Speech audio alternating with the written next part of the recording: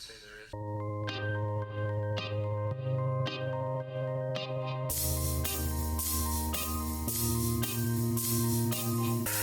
Get a lot invested in this ride. Shut him up! Look at my furrows of worry. Look at my big bank account.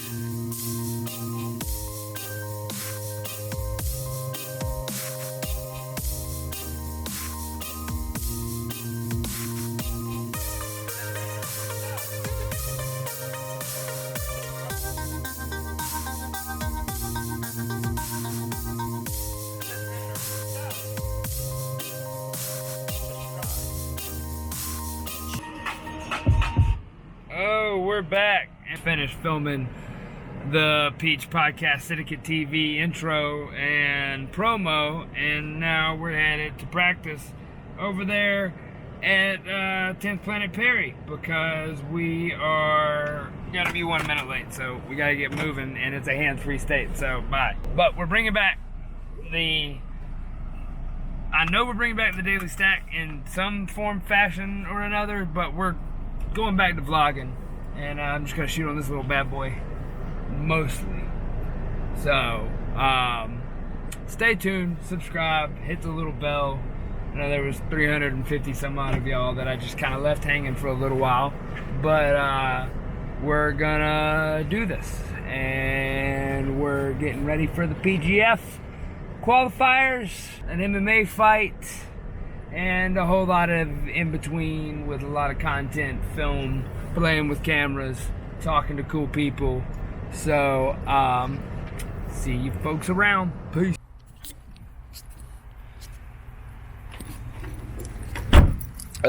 First seminar is going to be with Gabe Tuttle up here at 10th Planet Perry. And that's how we're going to start off our wandering weekend.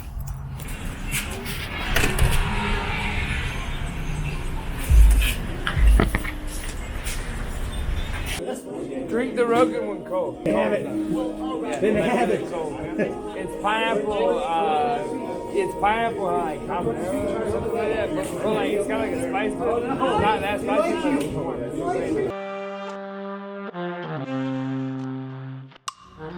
It loves and nourishes all things, but does not lord it over. And when merits are accomplished, it lays no claim.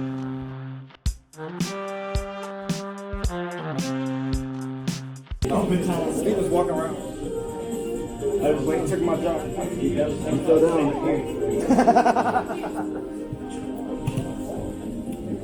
Hit that man.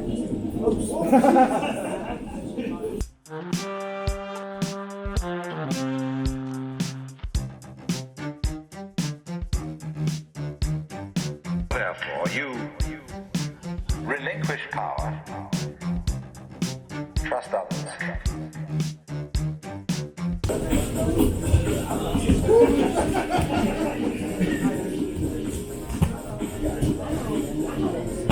I've never gotten that stuck in quarter guard.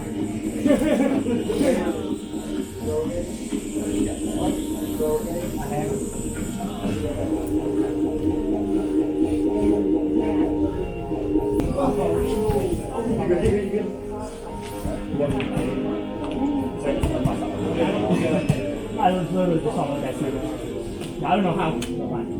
My diamond somehow cracked at some point.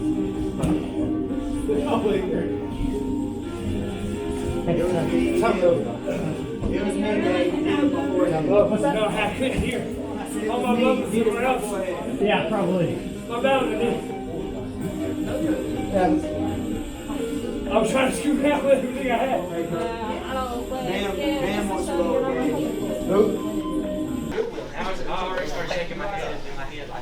None of this stuff's real. It's all made up. It was just about the shoulder pinch and going off the hips over the butterfly. So when I was watching, you had a really deep shoulder pinch here. But so when we go to lift and he plays his hips back and we do end up going here, do you still need to keep the pressure on the shoulder? Because I feel like I was like sliding kind of back. Yeah, so actually I was, what group I was talking to about that. Yeah, so I will start to lose the shoulder there. Okay. But like I said, in this scenario where I'm thinking about the triangle and he's kind of beat me with his weight, I'm not really looking for the sweep necessarily anymore. Right. So I don't mind my grip slipping. Okay. Okay, I still want to maintain the clinch though, because that's what's keeping him attached. Okay, Right. but yes, I will lose my shoulder position. I will move down further towards the elbow. But like I said, we're in a position now where we're thinking about other attacks, maybe besides the sweep. Right. Gotcha. Yeah. It's the most important detail until it's not. Yes, for sure. Damn it, jiu-jitsu's hard.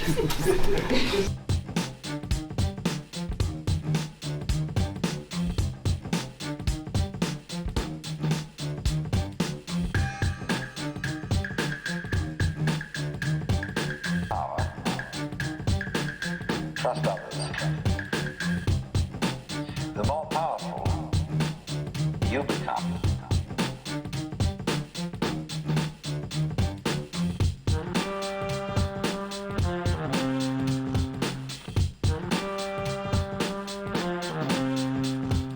you think it through, you find you never could take enough data into consideration. You think it through, you find. Therefore, you relinquish power. Trust others.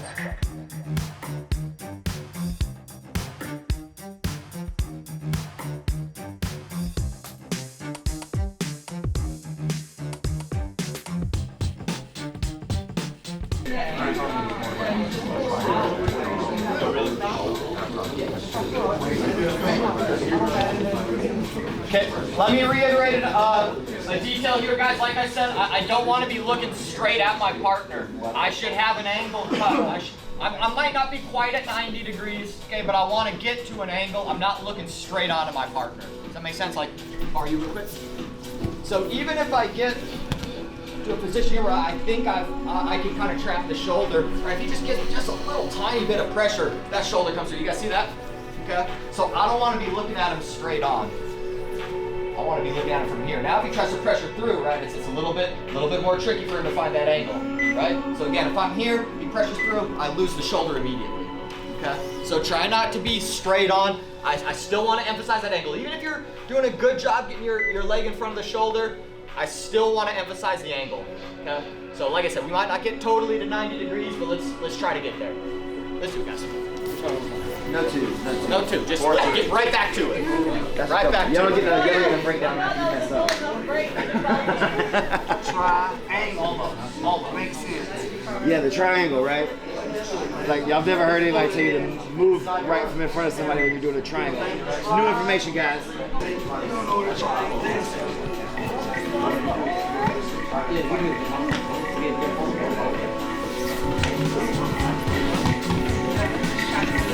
Making my life difficult. Maybe you do know what a triangle is.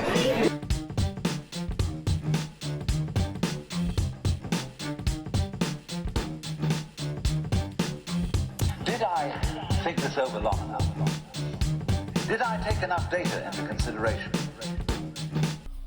Alright, first seminar of the weekend down. It's now 6-something Georgia time over here in Georgia. And we're getting on the road again to go pick up my homie Todd. We're gonna go hang out with Elijah Carlton over there at Ironclad with the Elkins brothers. So we're gonna go learn some trickeries, some tricks of the trade, and hang out with the cool guys up there in Ironclad Wrestling in downtown Birmingham. So we out.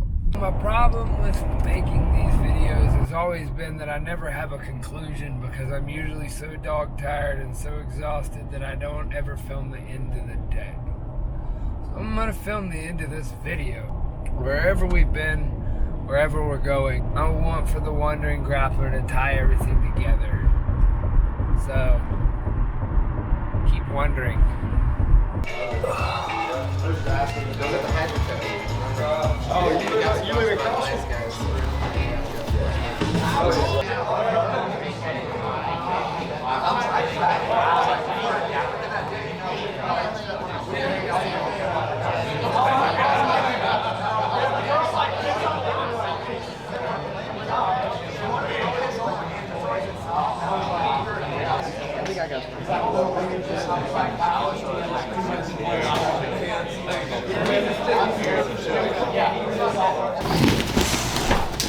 I don't know where the official standing spot is. I'm gonna stand right here.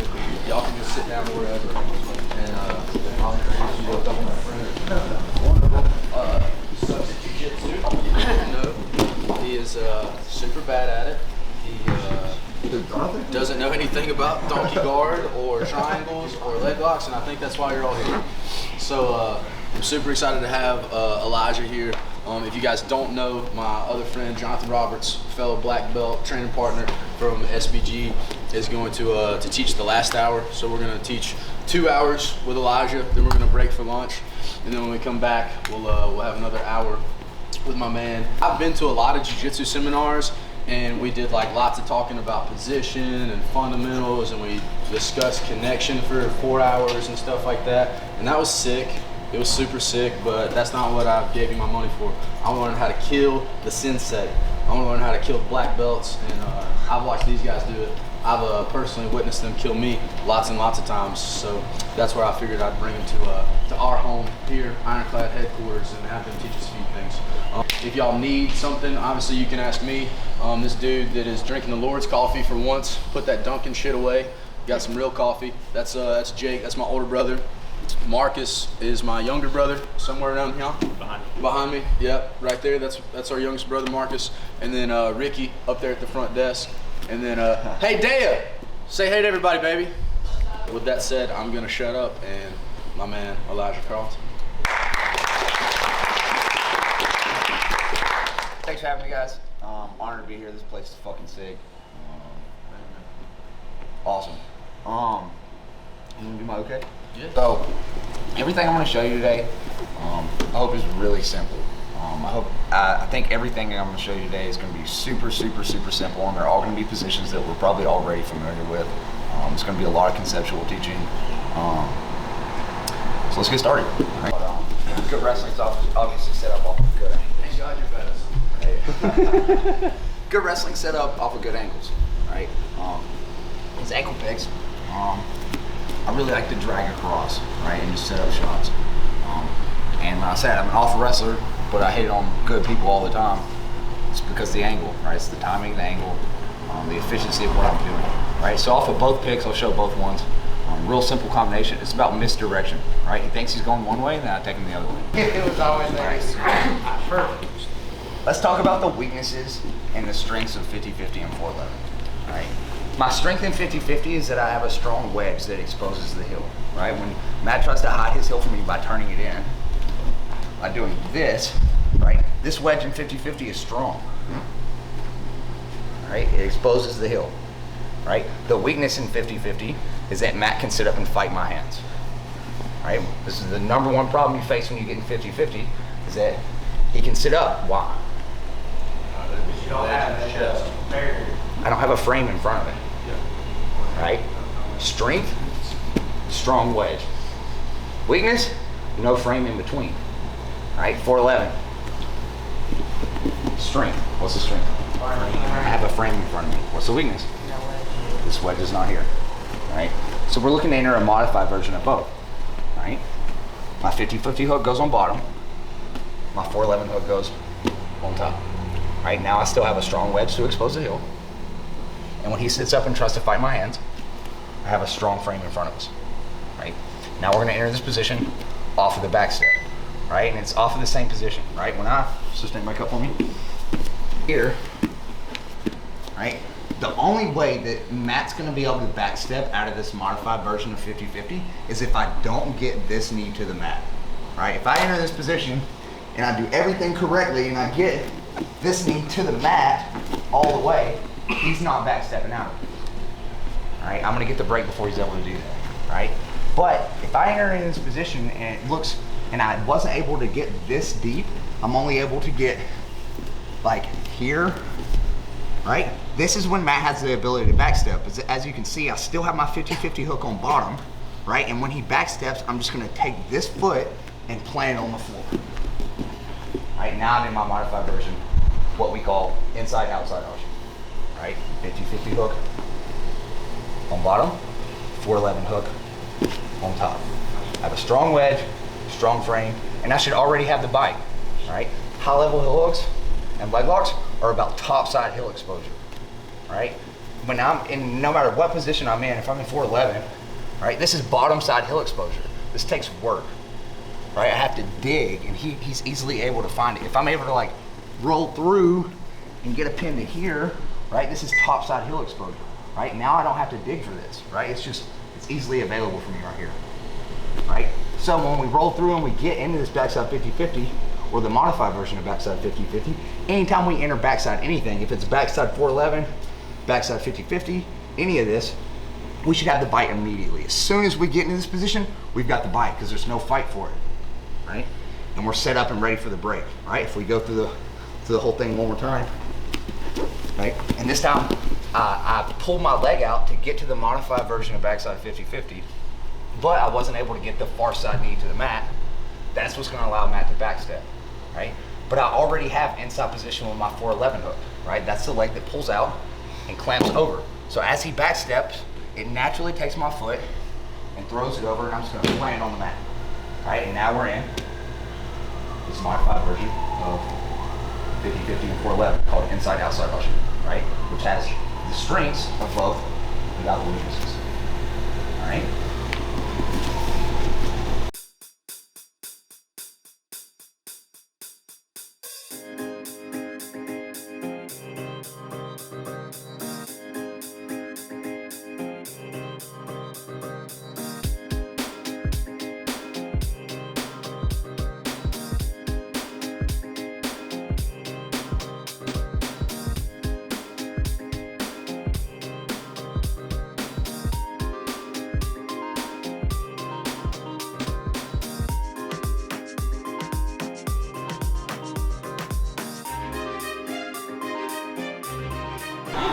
A couple things just from coming here. Sometimes I like to peel the hands to the outside if I can, just to be simple. Like if he's here and here, sometimes I like to peel one, depends on what I'm doing it. Ideally, this is the spot I want to be at, but it's not always the easiest thing to accomplish. So a lot of times what will happen as I'm trying to sit him back down with these double unders is he'll regain one of them back. So if just say hypothetically I lose this one, I'm down here in what a lot of people call the homing control. I just like hugging Matt. But we have this spot and I have control of one shoulder and the head. So what I like to do from here is, if I am just, my main goal is to attack the arm. Obviously I'm about to show you all a system, what happens if they choose whatever option they want to choose. But hypothetically for the first one, we are attacking the arm. I'm extending my hips away as I'm leaning to my bottom hip. I'm keeping both of the butterfly hooks right now, and when I do get this extension, this arm is coming in front of his head, and I'm making his face look that way. And the main objective to make him face that way is what a lot of people like to do to defend this extension is to drive into me and get their hands connected together, and then we're stuck doing this whole dance again. So a lot of times I'll extend him away, and the first thing I do is get that separation between us, making it face that way, making it harder to drive back into me. So depending on the length of the guy, like Matt and me are pretty similar height, so I don't really have to, but if the dude is a lot taller than me, this bottom hook, I'll put to the hip. And that's what I like for y'all to do now, because the finish is stronger, but you don't always need that if they're being really tight here. So I'm putting the bottom foot to the hip. The bottom hook, the top hook is coming from the butterfly to the top of that as I extend my body away, keeping my ear tight to my shoulder, and see how I'm not like laying down and the arms all on top of me. You're not gonna finish somebody no matter how hard you can squeeze. My top shoulder is overlooking my bottom shoulder, and there's so much space between the elbow and the ground you could really hurt him from here. My knees are pinched, breaking this down. Some people like to do this grip, the old school grip. I actually do it a lot different than most people. My ear and shoulder are tight. I'm almost kind of like pulling his arm away from his body. It's nice right now. Yeah, it's already like you could finish it like this. But I like to reach over. My top hand is gonna go on the bottom side, and this hand's going on top, and I like to grab my own elbow. And the reason I like to do that, as my top shoulder overlooks my bottom shoulder, I could really use all of my lats to get this finish. You don't need them. Oh, that's nice. So we'll go back again. Thank you for letting me up out of that one smooth, sir. Yeah, I did. I'm just peeling the hand, I'm just grabbing the hands, going to the outside. I like to have my chest in the middle of my head, in the middle of the chest, going for the double unders. A lot of times, yeah, they're gonna try to pummel back in or something. That's generally what I get. And I'm pulling them on top of me. I got their thoracic spine really tight right here, like really tight. So when I do make that extension and I relieve that pressure, a lot of times it makes it really easy to get on front of their head right here. Once again, if they do flatten out like this, and sometimes they do, you see how that made a problem to get into that hip? Like I explained earlier, sometimes like that traps that bottom foot, and that's completely fine. This comes high, I'm extending away. This is keeping the posture from coming. This is everything. If you're really loose with this, his arm's gonna be able to bend a lot further. This should already be uncomfortable. So, you know, old school finish, the plum finish, but I really do play with this grip. This is my favorite, and not a lot of people show it this way, and I think it's the strongest. Right here, top shoulder overlooks the bottom shoulder, lat finish. Serves you well in other positions, then you'll be okay. So as I'm coming this way, and you're saying your legs are too long, you start stuffing, see how like, I'm already kind of like, I'm on my side. See, like this, and then once they pass this over, like pass this through, it's like, oh no. So like I'm here, and I like to stay, like actually when I'm like initially gripping, I like to be like on the thoracic spine. So as I extend away, and releasing that, he's almost wanting to pull away, and I'm falling to the side. So like as I'm on my side, if you do push the leg through, like it doesn't, like that one, it doesn't really even matter, because like I got this foot, I changed that when that leg's beat to like a single butter on my side. And then I'll come here from the single butter, and then I'll use that single butter to like get my leg back. And then it, like sometimes, like because I have this much extension, I don't even use it to break down on the back anymore. I'm like so far away. And that one's usually like a quick one, not like a squeeze.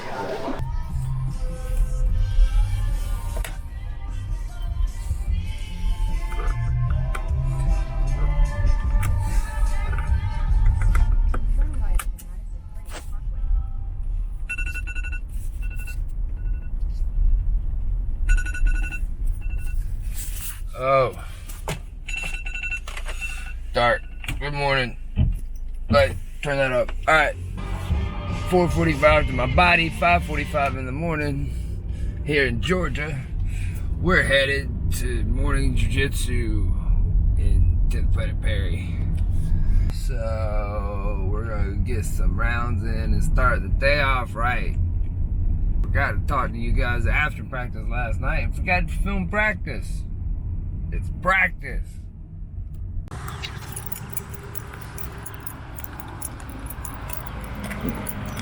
Have the coffee in the morning. Jiu-jitsu.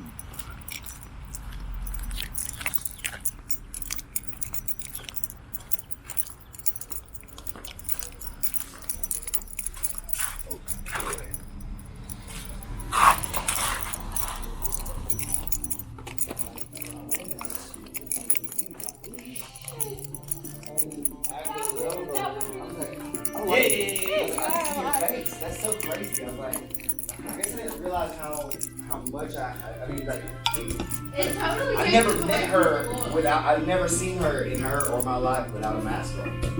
So I had it in my mind what I thought she looked like, but that's not what she looks like. It totally changes the way people look. Right. They only play a lot of like full close guard a lot. As soon as they play full guard, they're opening and trying to do something else. And usually they're trying to hide their feet in some way, maybe go to a C guard, you know, or butter half, if you guys are familiar with what that is. So we're just gonna go ahead and get down on the ground to start. So go ahead and look back if you can. And so what I'm trying to do here is I want to really crowd his heels close to his butt in some way, okay? And if I really just need to be down, and I feel like I need to hold set them, because it doesn't happen as much in jiu-jitsu, but like in MMA for sure, or in I guess some modern or more jiu-jitsu where you're going against a wrestler, they'll use this to try to stand up. So you can't just really be back like this or the guy's gonna pop up. So there's some kind of like middle ground that you've got to figure out on how to hold them down, but also how to not get swept or give up something easy, okay? So then we talk about it a lot, like ideally I would like to have my hands up here and being able to pass. But sometimes you don't really have the opportunity yet until you've established the position, excuse me, and you can get him down. So when I come down, I want to get my elbows tight to his hip, and then I can kind of just grab like into his shoulder. I don't want to go up here, and I definitely don't want to reach up around his collar, because there's always arm crunch Like some Sunagashi and stuff like that too, the sweeps and stuff. So I want to come out to here, and then I would be walking in and start. Is there your knees? No, you're good. I'm crowding his feet towards his butt. Okay, and then from here, like if he wants to try to extend or move me around or anything, like it makes it super hard for him to see. I can just walk him back in. So try to do it again. Like we're just doing stuff like that, and I'm just walking him in, walking him in, walking him in. Okay, but I'm being very aware of him getting his legs out because those are triangles. If one's in, one's out. Your like New Jersey rubber guard plays. If he flares one leg out off of these things, so I don't recommend staying down there that long. Right? It's not really. I don't think it's a place that you should stabilize and try to hold for that long. It should be dynamic. You should get for him to extend his feet in some way, or we're gonna crowd him and pass, in that way. So like when he's extending, that's the time to start making your moves to pass. Unless he's not extending, in which case, then you can just kind of move around. Sorry about your ribs. Come here, come here, Isaac. I keep using you on these pressure days. Again, it really matters a lot about where your head's at. If he can push my head off to the side, he's gonna escape and shrimp away. But I'm using my head positioning, to keep him pinned, so to say, right? So I'm down, I'm trying to crowd him. He's pushing, trying to sit up, and when sit up, like sit up, I can get his body lock in here. Okay, now my head, I look this way. This is the side I usually would look to, anyways, to start. So I'm crowding him, sucking him in, right? Staying in here. Here. Okay? See how if I'm here, I'm in trouble. Lots of trouble. Okay? Lots and lots and lots of trouble. There, try to grab your leg. See how that, it stops him from being able to do this oblique. Yeah, and it stops you from being able to do that oblique crunch too. Because right here, you can crunch right there into that your oblique. Right? He can contract right here. But if I put my head right here now, it kind of shuts that down. And then a lot of times they'll start kicking that leg free, like the bottom one, and you can kind of walk over. Okay?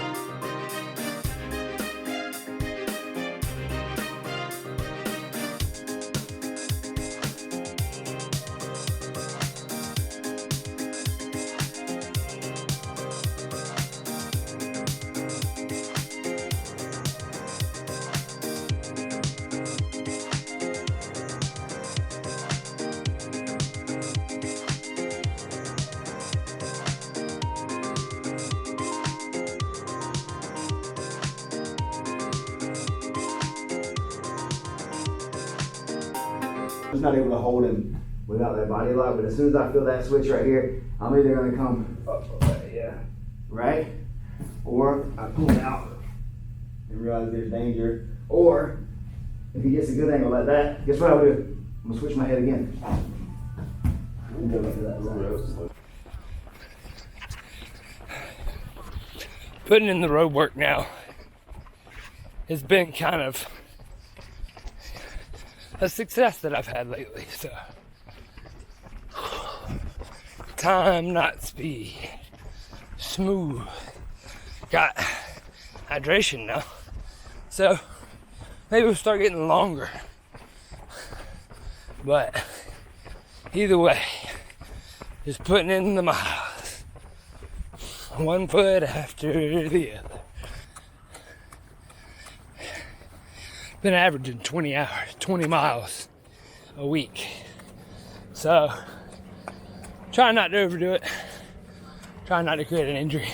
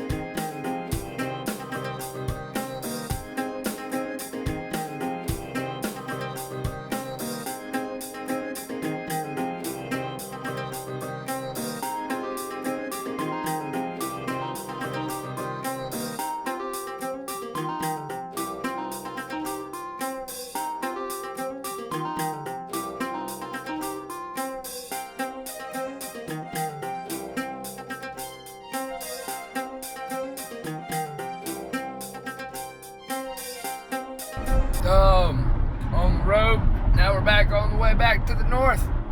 Train with Brandon, McCatherine, and those fellas if they're there. But their open mat is usually pretty good.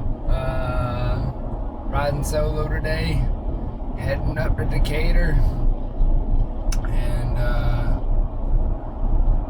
you know, working towards the PGF weight of 170 for the PGF season 3 qualifiers. I think there's 5 of them. I'm gonna do all of them until I win one, or just all of them, and get on that season 3 of PGF for the 170-pound bracket. That'll be fun. I already touched a few of the people. I'm sure they weren't showing anything in the same time that I wasn't showing anything, but I rolled with a couple of the guys that are in the bracket. I think I measure up. I don't think I suck. So here's to not sucking.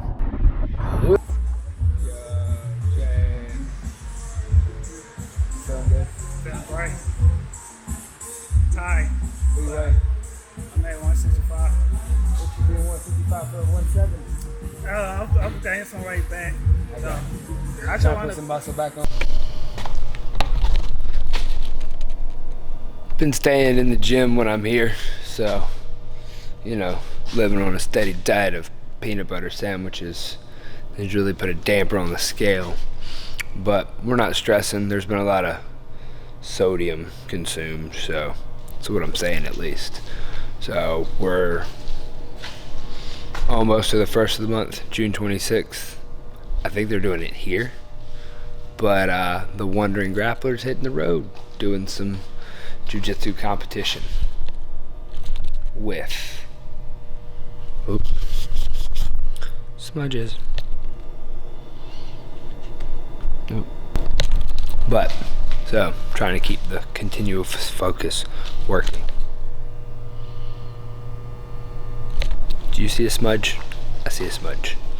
But takes me like an hour in the mornings to kind of unwind everything from the day before. Been doing better about hydrating. Camp's going well.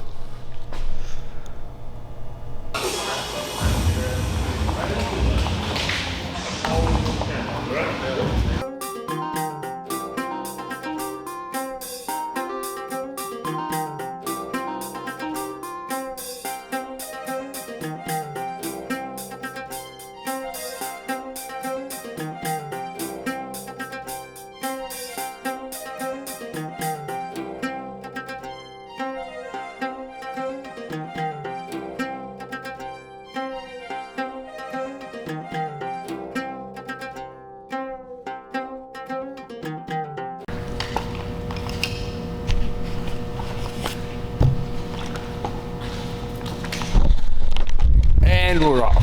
Are you coming up back? Back down to the lake. Do some jiu-jitsu, some wakeboarding, some photographing, some hanging out, some Memorial Day in. Let me get out of here.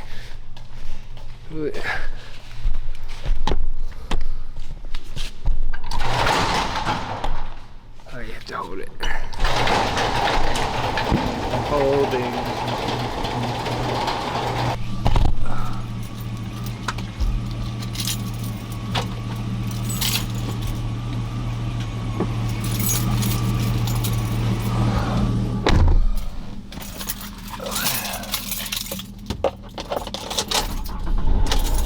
And we're going. Oh, we're going to Ironclad to hang out with our friends, the Elkins brothers, but I gotta go back inside and get a camera battery for you guys to bring you guys along, bring y'all on up there to Beham to train with Matt Elkins in a striking class and then an open mat. And I believe Todd will be joining us again for today's open mat session. And then it'll be back up to the land for more stuff We got jiu-jitsu mats, we got water activities, we've got outdoor activities. I'm not even daily vlogging. I don't know why I'm giving you an update on that. This is a show. Welcome to the Wandering Grappler show. Wandering.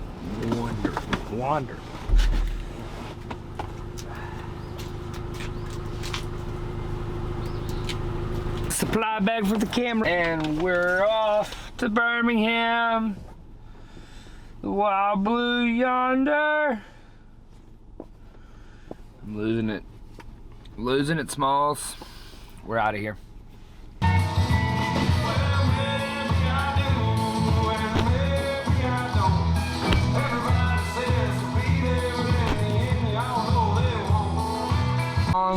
Little too long in the desert that you're cold, man. Hey, this is a family-friendly channel. Hey, Todd. What up, big dog? Time to get it in. You got that out. You got it, Corey? Yeah, I guess so. That took me too. Like, but I just got that.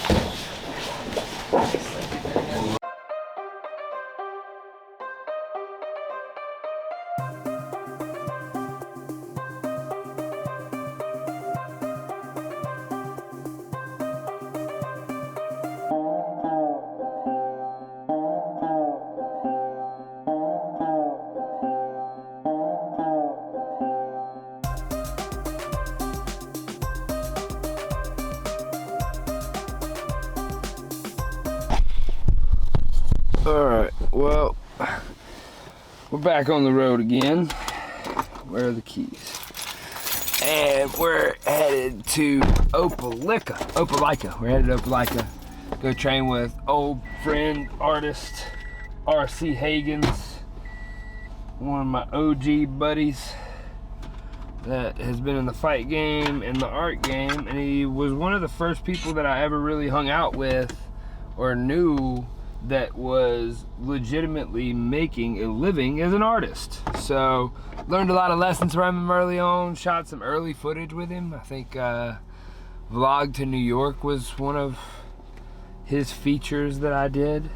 But exciting projects happening with him soon. Exciting things going on. Wandering grappling stuff happening. See you guys in Opelika.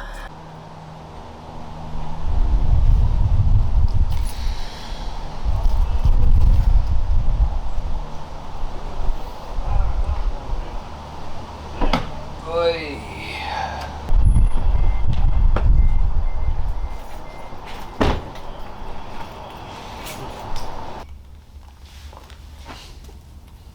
You have one of my favorite lines from that era of the Daily Stag. You slam the door shut and you're like, Mom and Dad, camp is great.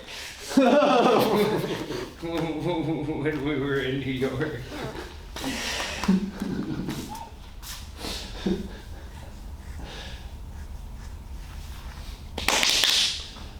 They like try to like plan it in the towns I want to be in, hang out there for like 2 or 3 weeks and then bounce.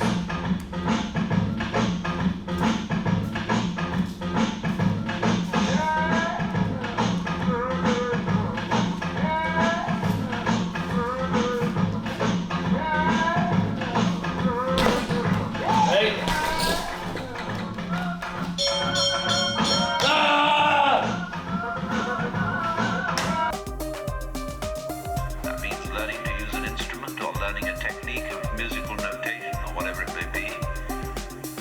If I want to describe something,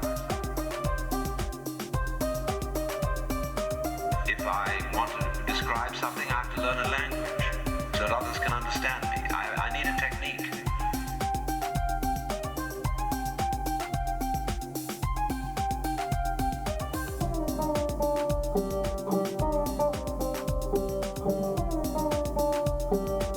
If I want to describe something, I have to learn a language so that others can understand me. I need a technique.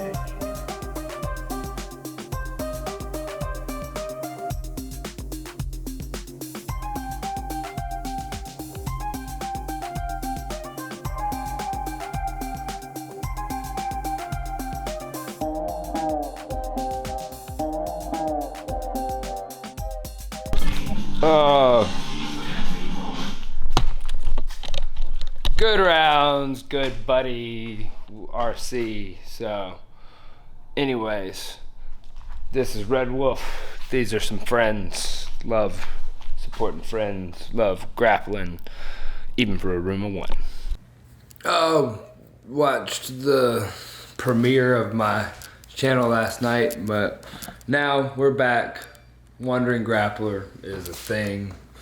We're doing yoga today to get ready for practice. We're headed to Jacksonville this weekend with the 10th Planet Perry crew to hang out and learn from Brandon McCatherine, Gio, and Richie Martinez, and who else? Nathan Orchard. So, haven't decided when I'm leaving.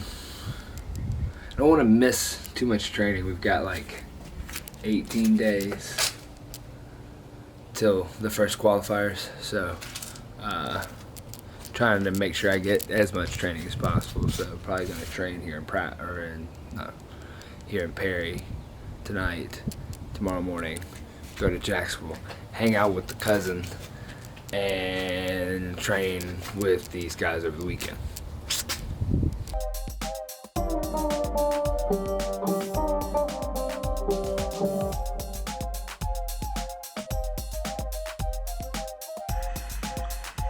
Because what is fascinating always about genius is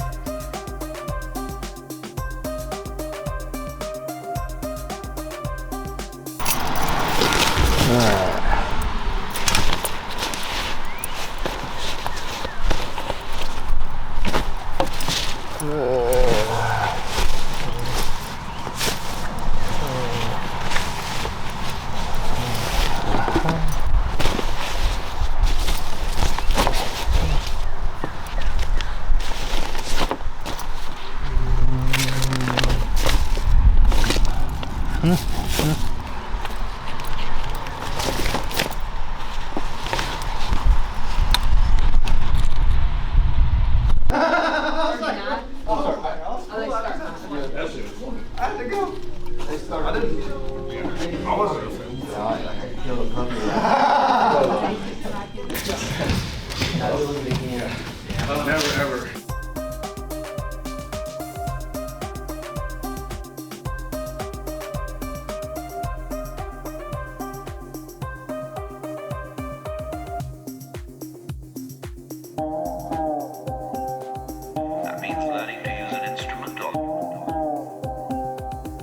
that means learning to use an instrument or learning a technique of musical notation or whatever it may be.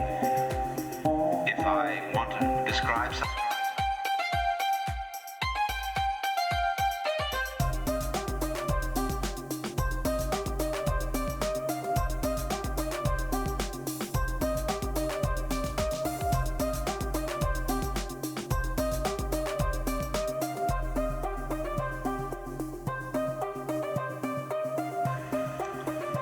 because what is fascinating always about genius is the fellow does something we can't understand.